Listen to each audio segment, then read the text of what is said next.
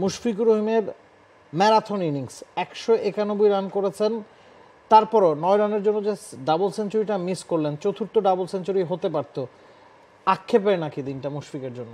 শুধুমাত্র মুশফিকুর রহিমের জন্য আক্ষেপ, তবে বাংলাদেশের জন্য তো অবশ্যই বড় পাওয়ার।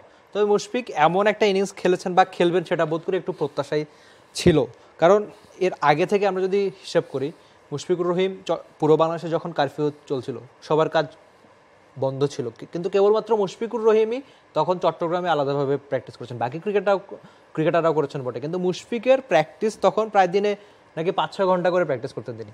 তারপর তার চেয়ে বড় লম্বা ক্রিকেট ক্যারিয়ার এখন যারা টেস্ট খেলছেন তাদের মধ্যে কারণে, ইনফ্যাক্ট আন্তর্জাতিক ক্রিকেটেই এখন তার চেয়ে লম্বা ক্রিকেট ক্যারিয়ার কারণে, কিন্তু তারপরেও এত লম্বা একটা ক্রিকেট ক্যারিয়ারের পরেও এ দলের হয়ে তিনি আগে পাকিস্তানে আসলেন।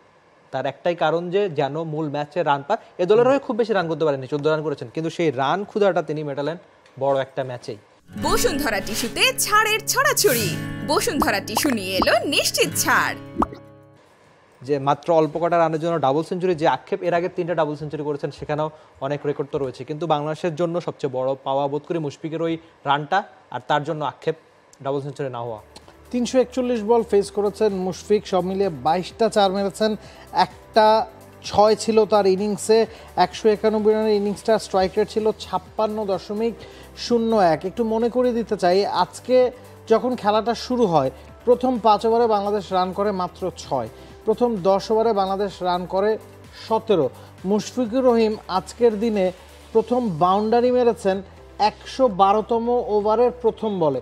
92তম ওভারে খেলা গতকাল পর্যন্ত হয়েছিল, মানে প্রথম 20 ওভারে ফার্স্ট সেশনে মুশফিকুর রহিম কোনো বাউন্ডারি মারেননি।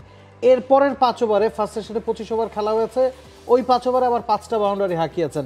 আমরা জানি রাওয়ালপিন্ডি টেস্টে প্রথম সেশনটা কতটা গুরুত্বপূর্ণ, বিশেষ করে প্রথম ঘন্টাটা কতটা গুরুত্বপূর্ণ। মুশফিকুর রহিম সেট ছিলেন, তারপরও তিনি কোনো রিস্কি শট কিন্তু খেলেননি, 4-এর চেষ্টাও করেননি।